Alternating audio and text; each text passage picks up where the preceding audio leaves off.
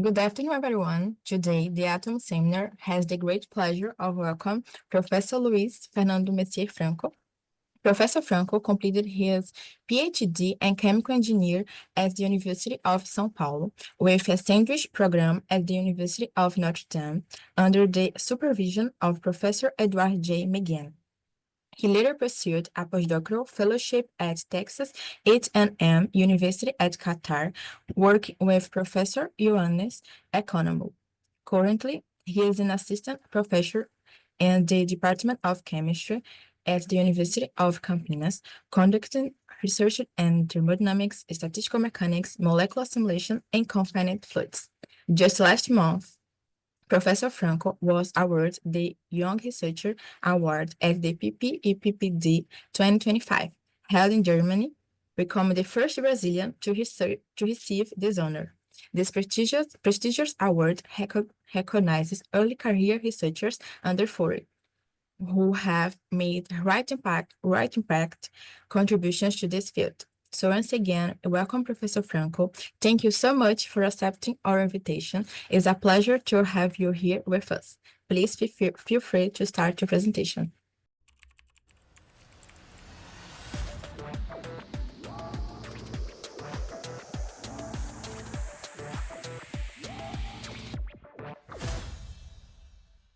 Thank you so much for the invitation. I was really honored to receive this invitation. It's my second time here. The first one, I think, has been like 4 years, maybe. It was in the first year of this series. And this is an excellent initiative. So I think congratulations are in order to the Atoms Group for uh, holding this series. It has a lot of impact in our community, uh, and it has been instrumental, especially for students who sometimes cannot access conferences, international conferences where you have access to all these people. So this quite nice a way to see what's going on in the literature in our community. So thank you so much for this invitation to everyone there. It's quite an honor.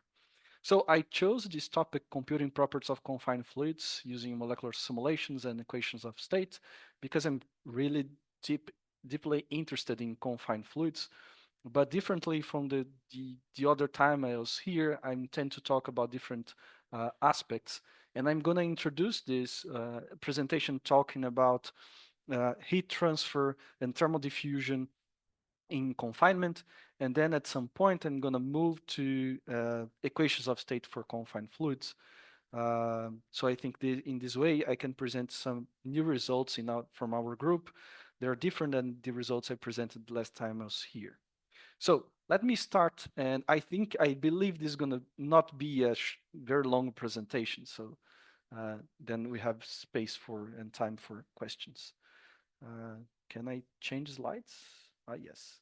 Okay, so let me start with this model. Imagine that we have a zeolite with methane, for example, or any kind of single particle molecule within the system. And I want to describe the heat transfer mechanisms or compute the thermal conductivity of this system. So this particular work has been done by Nicolas Ferreira de Souza, who is a PhD. He just graduated he just got his PhD, I think, a couple of weeks. And this work has been done in collaboration with Professor Benoit Coine from the Université Grenoble-Alpes and Cyril Picard. So we have investigated this system. First, we considered a united atom a model for methane to simplify things in the fluid, and the heat flux equation. So we need to use this if we want to use Green-Kubus relations to compute the heat conductivity. It has two parts that are going to be important here in our discussion. The first part here is the convective term, essentially is the energy times the velocity. And the second term we call virial term, where we have the derivative of energy with time times the position. Okay, this one can be quite complicated depending on the system. And then, of course, we can choose different methods to compute transport properties. You can do non-equilibrium molecular dynamics, but eventually we have decided to do this with Green-Kubo formalism. And from our results, we do believe that with Green-Kubo, sometimes it's more consuming in terms of computational effort, but at the same time, we don't get these system size effects that we observe in non-equilibrium molecular dynamics simulations. So essentially, in Green-Kubo formalism, your transport property is computed as the time integral of a correlation function. So in the case of the heat conductivity, this is going to be the integral of the correlation function of the heat flux. Okay. So in this plot, we can see this as a function of time. So imagine that you're running this time integral here. And this is for methane, and we are just comparing the contribution from the convective term and the virial term. Of course, this depends on density, but at very low densities, the convective term will be the most important one for the heat conductivity. Then here is a plot of our calculations comparing with NIST data for methane as a function of density. This is for bulk fluid. And so here we have the heat conductivity. This is in log scale. And the squares are results from NIST, our NIST data, reference data, and our results are here in this straight line here.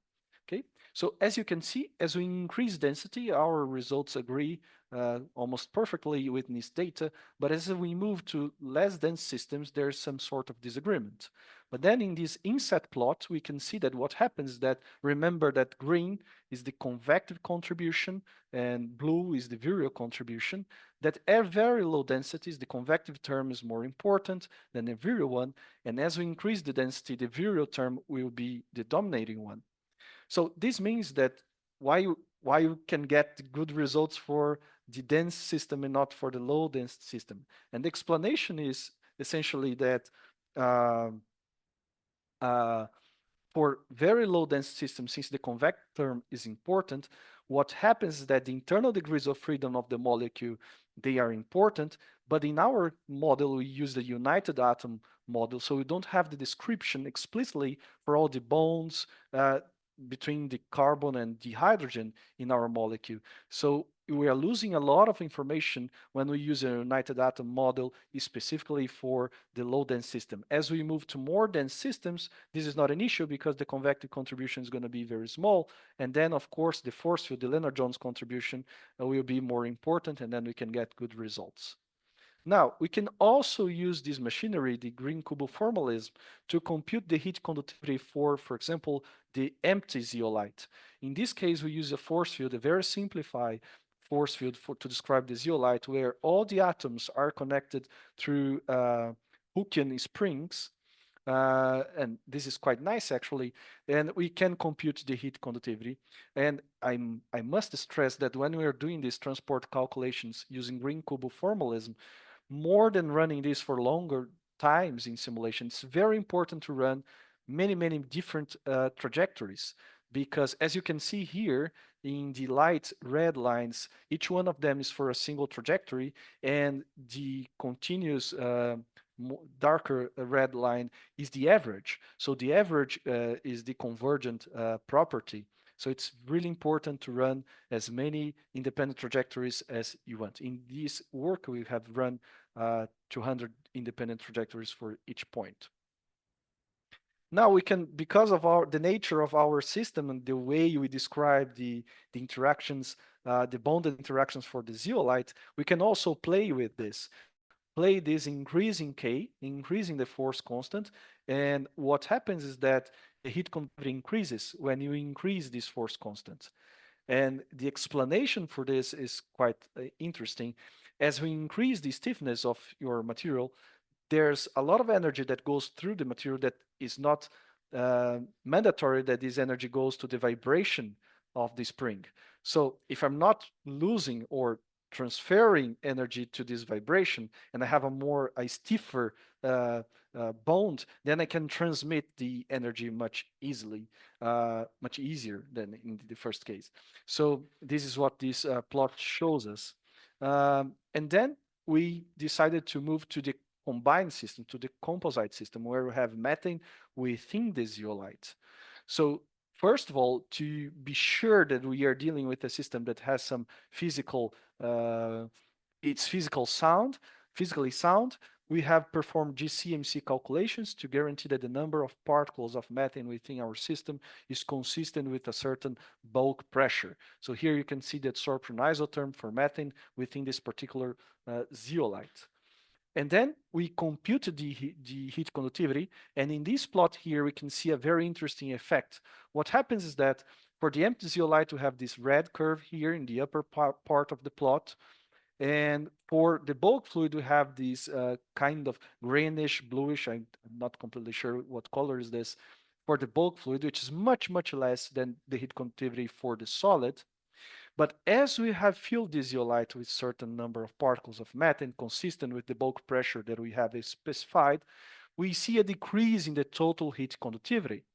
Okay, so, and this is important because this decrease is not insignificant. Actually, it's quite important. This is more or less 30% decrease in the heat conductivity, and we think that it's going to have a huge impact in your process modeling. We are thinking about an adsorption process, a TSA column or something like this. Then your heat conductivity is quite important for the process. And usually in these kind of models, we usually just neglect the effect of loading in the heat conductivity of the solid. But what we are showing here with molecular dynamic simulations is that actually there is a significant impact of the loading on the heat conductivity. But now we need an explanation for why this is happening. And one possibility is that to split these in different mechanisms of heat transfer. So in this case, what we have done is the following.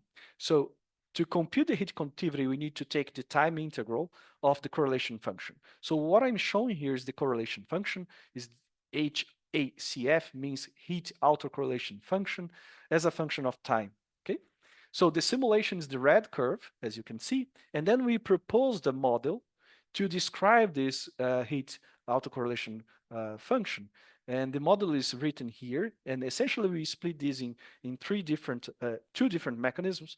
We are considering optical and acoustic modes. And for the acoustic modes, we actually split this in two other, one long range and the other short range acoustic effects. So essentially, this is what we are doing. We have this model. We split this in optical and acoustic modes, as usually done for phonons. And the acoustic term is much more complicated in this case because the zeolite is filled with methane molecules. We decided to split this in short time scale, one parameter for the short time scale and another parameter for the long time scale. And what happens as we compute this time constant is that when you look at the time constant for the short time scale, this is almost unchanged with loading, but the long time scale constant decreases with loading.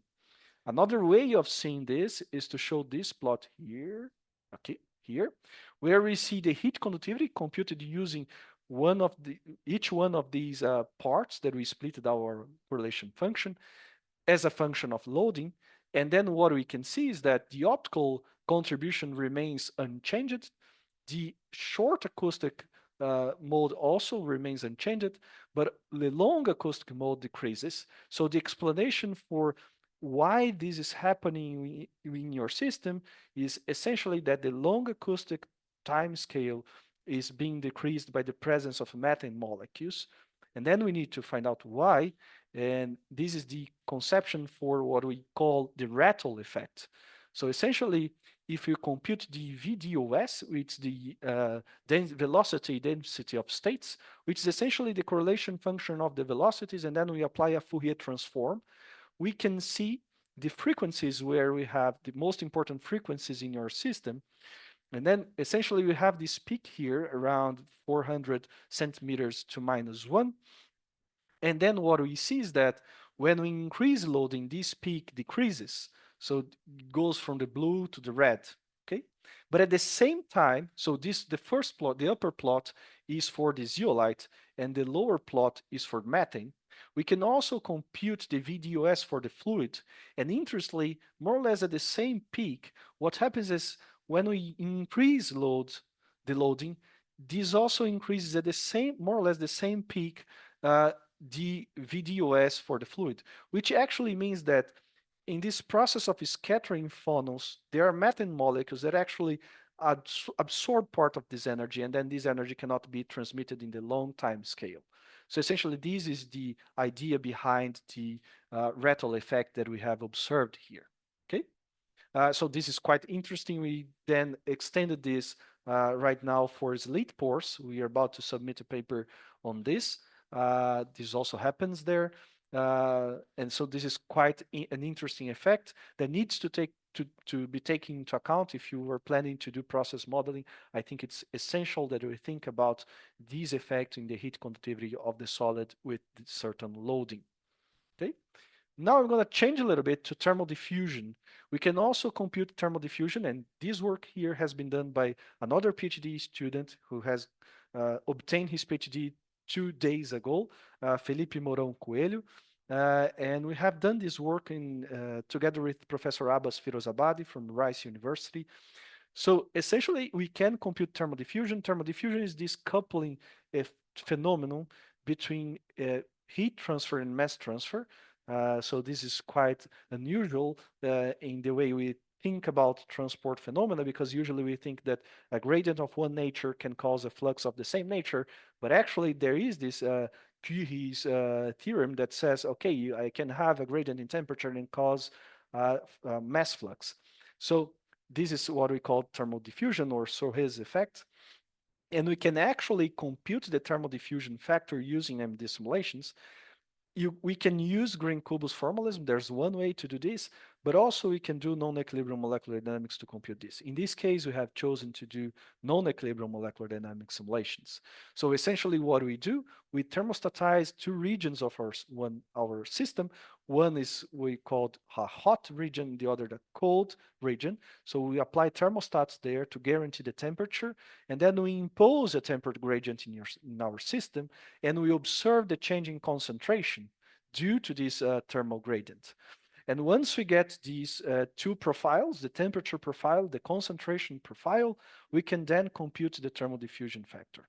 Okay, so essentially this is the heat flux written as, pardon me, it's not the heat flux, it's the mass flux written in terms of the gradient of the mole fraction and the gradient of temperature. Okay, and then of course we need the Fickian diffusion coefficients. And this is something that Felipe has done that is quite impressive, is that usually we see a lot of data and simulations as well for binary systems, but for multi-component systems, there's a lot of misconceptions in literature. So we were able to write this in a nice framework for multi-component systems that is very consistent and is very robust. So essentially you need the Fickian diffusions here and the thermal diffusion factor, coefficient, pardon me, and then we can compute the Soh's effect or the thermal diffusion factor alpha T here in this way for multi-component systems. So the methodology, and I think this is important to say how we did this. We did this calculation using both non-equilibrium molecular dynamics simulations to get the profiles, but at the same time, because the way we compute diffusion coefficients in molecular dynamics simulations is tricky, so we also did equilibrium molecular dynamics simulations. So the thing is, we do non-equilibrium molecular dynamics simulations applying the EHEX method to get the concentration and temperature profiles in our box, applying this cold and hot region. But we also need information about the isothermal diffusion coefficients. So the way we do is through the mean square displacement, Einstein's relation, and then we compute the Onsager coefficients. And then we can compute the Maxwell-Stefan diffusion. And finally, on the other side, we need to convert the Maxwell-Stefan diffusion coefficients in the Fickian diffusion coefficients. We need the thermodynamic factor, and we get this thermodynamic factor using Kirkwood-Buff integrals. So it's a lot of steps in this pipeline to get accurate values for the thermal diffusion factor. And this is the methodology we are proposing to do. Of course, we can replace the non-equilibrium part by also applying Green-Kubel formalism to determine diffusion factor. So here are some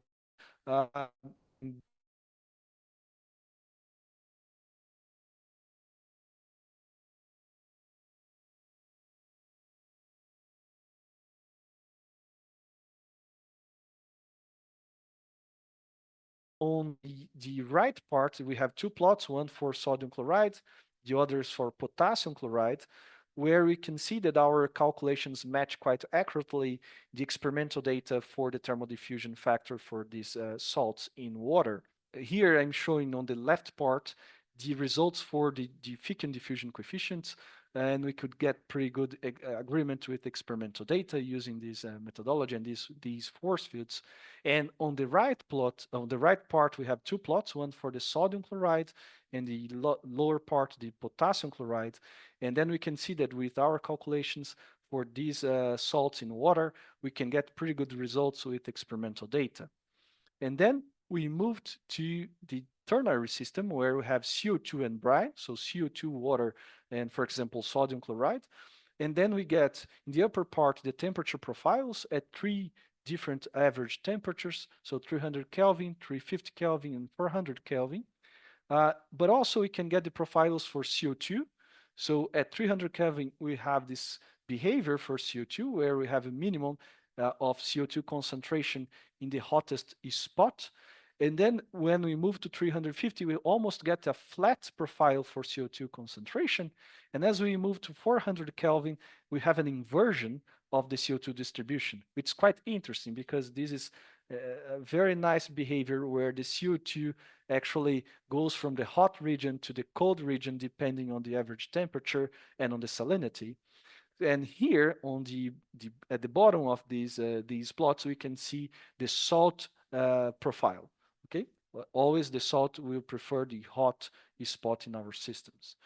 And then we can plot this, and I think this is quite interesting, especially plot B in the lower part. And so in the upper part, we see the CO2 profiles as a function of the average temperature for different molalities, different molalities of sodium chloride in this solution.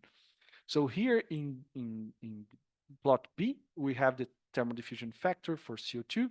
And then for different salinities, what we observe is that even when we don't have any kind of salinity, we have this point here where we have an inversion of the thermodynamic factor, which indicates that CO2 goes from the hot to the cold region.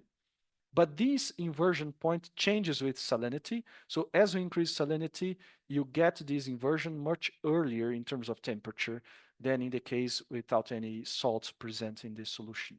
Okay. Now, let me advance a little bit more because all these calculations have been done in bulk systems. And then we also try to do this for confined systems. So let me show these results. These are unpublished results. We intend to publish this very soon. So we also did these calculations for confined fluids. So in this case, imagine that I have a slit pore, okay? And then we did these calculations. And when you apply a thermal gradient in this slit pore, what you get is, of course, this kind of behavior. And quite interesting is that at the center of the pore, we can get this nonlinear, this non-flat behavior for the CO2 concentration profile. And then we computed the thermal diffusion factor for CO2, this CO2 in water, and then we can see that this purple line is the confinement effect. So essentially it goes in the opposite direction than with salinity, and we increase the point of inversion when we have a confined effect in our system. So we were able to compute this. We are able now to compute the thermal diffusion factor in confinement as well with this methodology. The way we decided to do this is to consider the center of the pore to avoid this mixing effect between adsorption and thermal diffusion close to the surface. So we decided to choose to take only the center of the pore to do our analysis is to compute the thermal diffusion factor. But we do believe there is a thermal diffusion here, and it's quite interesting when you see these kind of density or concentration profiles compared to the isothermal calculations. Because what happens is that because of the thermal diffusion at the center of the pore, you get an improvement in the adsorption in one side and a decrease in the adsorption on the other side for the same temperature as you had in an isotherm system. Okay. Now I'm going to change a little bit and talk about electrolytes in confinement. And one thing that we have done, also this work has been done by Felipe Mourão Coelho, and we have done this in collaboration with Professor Jan Vinogradov and EOS Derksen from University of Aberdeen. Jan Vinogradov is an expert in the experiments to compute, for example, the zeta potential in salt solutions. So if you imagine this model for the electric double layer, we can split our system in two planes, one that is called the external layer and the other is the diffuse layer. And then there's a point with zero mobility that we called the shear plane location. And at this shear plane location, then we get the zeta potential. So we developed a methodology to compute the zeta potential using MD simulations. So the way we did this was also mixing equilibrium molecular dynamic simulations and non-equilibrium molecular dynamic simulations. So the way we compute the zeta potential is using this equation here, which is the Helmholtz-Smoluchowski equation.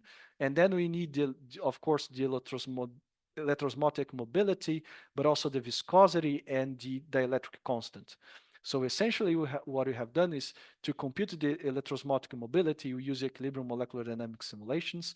We essentially compute the diffusion coefficients, of course, because this is a confined system, not using Einstein's method, but using the survival probability for the parallel diffusion coefficients. And using Stokes-Einstein relation, we compute the viscosity in the confinement, and then we plug this into this equation here, also the charge distribution in your system. And if you integrate this, then you get the electrosmotic mobility at equilibrium.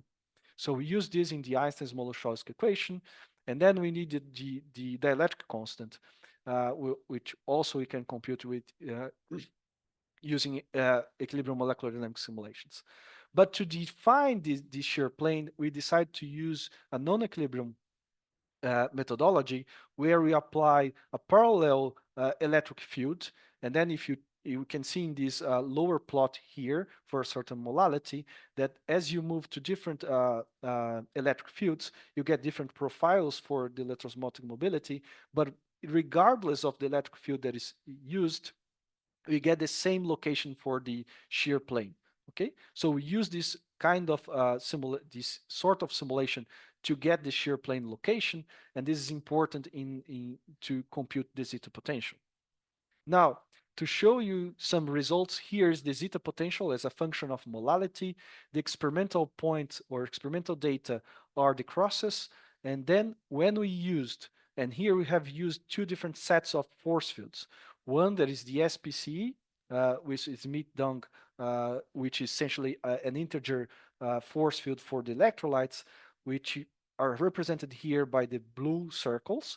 And another force field that is T4P for water and Madrid force field for the electrolytes, where you have scaled charts to describe the Coulombic interactions. And we can see here with the results that actually the scale charts are better to describe the zeta potential. And we could get really accurate results compared to the experimental data for the zeta potential. So this is kind of cool that we are able to compute the zeta potential using MD simulations. Okay. But we can also compute the streaming potential coupling coefficient. Actually, this is a way to measure the zeta potential. Essentially, it's a coupling effect. You apply a different pressure and that you get a different potential. And we are also able to match pretty accurately the experimental data using this methodology. Okay, so this is the part I want to show on confined fluids using molecular simulations, mostly devoted uh, to transport properties and also in the case of the electrolytes to the zeta potential. But now I want to switch a little bit. And I thought a lot about presenting something on classical DFT, but I know Atoms group is one of the leading groups in classical density functional theory.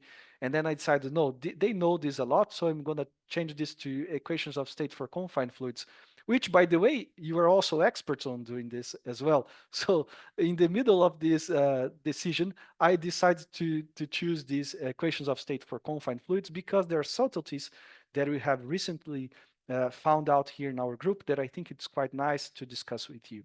So essentially, here we go to another scale using equations of state to describe confined fluids.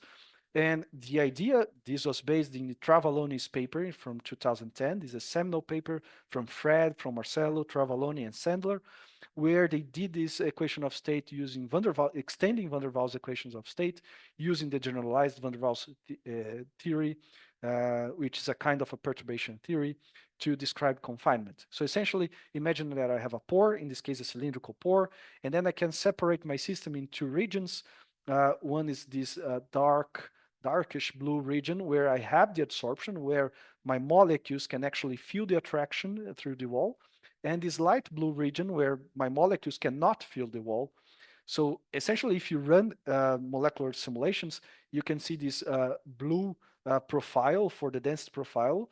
And we are just assuming that we can describe the solid-fluid interaction by this square well potential. The idea of using a square well potential is because a discrete potential is easier to integrate than a continuous potential. So that's why we kept this idea of using square well potential to describe this solid fluid interaction. Then we did something different because we want to plug this into a Saft equation of state, in this case, a Saft-Vier-Me equation of state. So we decided to get the Helmholtz energy and then plug this into the Saft equation of state. So the Helmholtz energy using the generalized van der Waals theory can be written as a beta integral of the average or the ensemble average of the confinement energy. Beta here is the inverse of temperature, so it's 1 over kBT, essentially. And then assuming pairwise additivity, we can write the ensemble average of the confinement energy using, for example, basing this on van der Waals mixing rules with this equation here, where we need an information on how these molecules are distributed within the pore. Okay, so in the Travalone's paper, they decided to assign an empirical equation to describe how the molecules are distributed within pore, and then Atoms group moved this to Gabriel's work, where they used a lot of molecular simulations to get this distribution within the pore.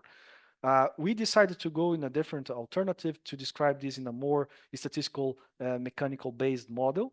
So essentially, this is the potential we are using, which is a square well potential. So what the two parameters we need here is the epsilon, which is the depth of the potential, and lambda, which is the range of attraction of our potential. And then we wrote this confined energy. We wrote this with this equation here, and I would like to call the attention for this middle part here, where we need the information for the G at the contact for a square well fluid, and then there's this term here, zeta ij, and this term we got from Monte Carlo simulations for a square well fluid, and we fitted an empirical equation to the Monte Carlo simulations, and we plug this here. The last part of this equation is the same model that Travalone has proposed for an evenly distributed particles within a pore. And this depends on the geometry. So you have different equations for spherical pore, cylindrical pore, or slit pore.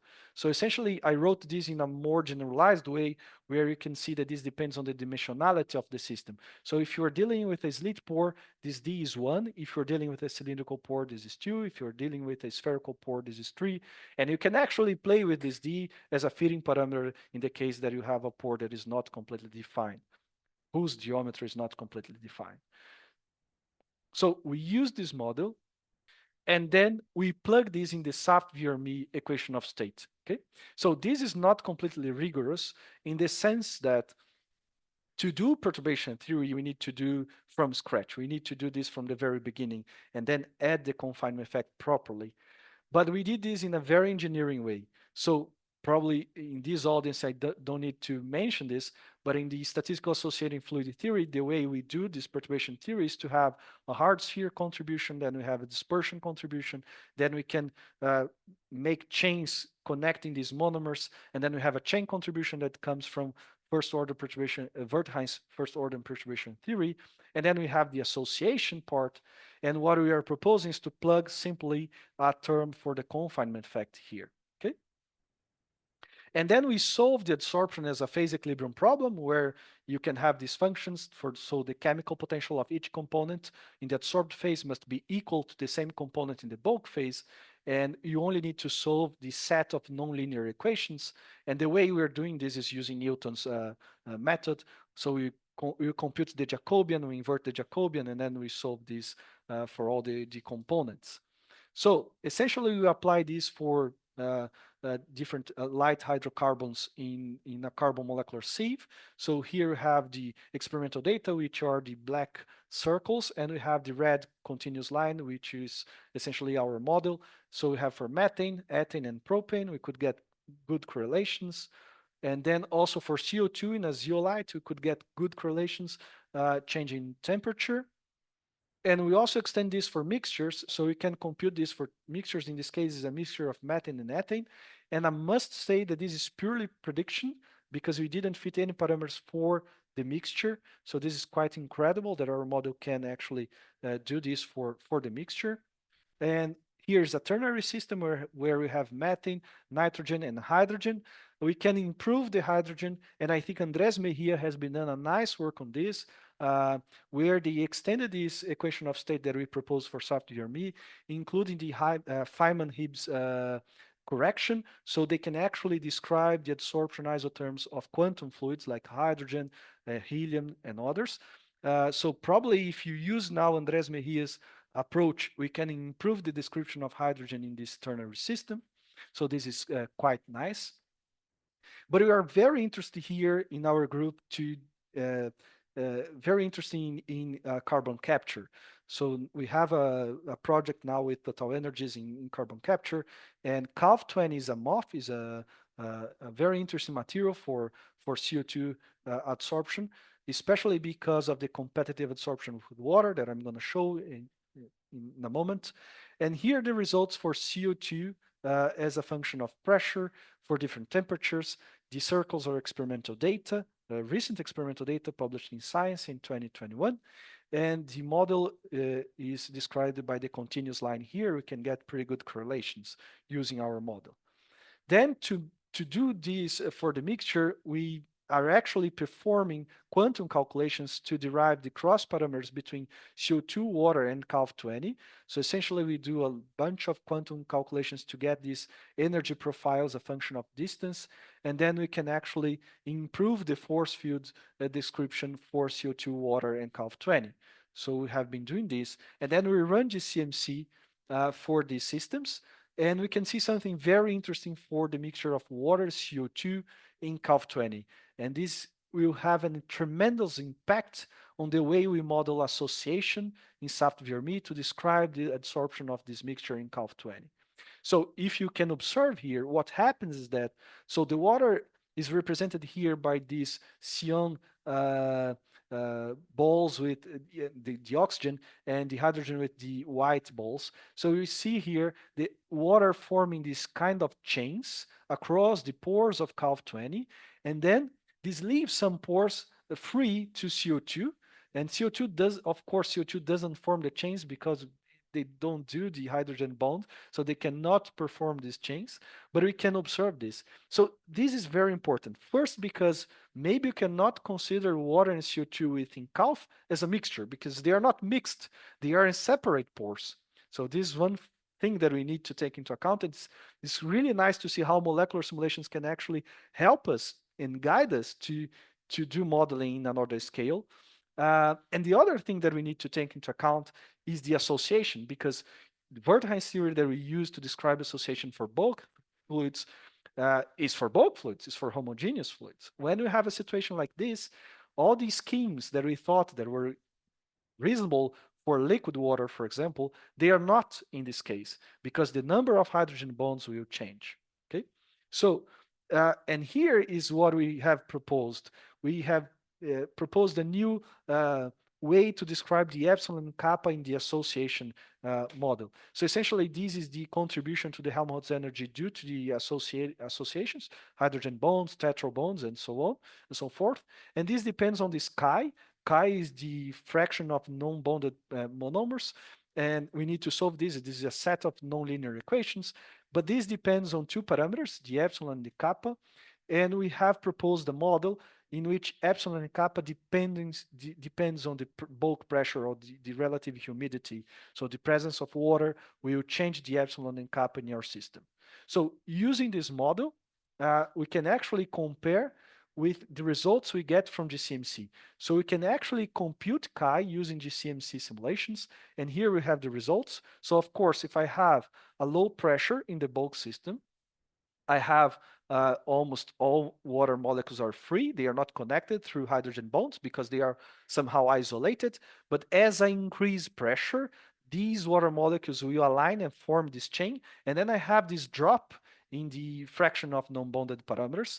And of course, if I increase temperature, then there's going to be a thermal competition with the hydrogen bonds. So this is actually shifts this curve towards higher pressure.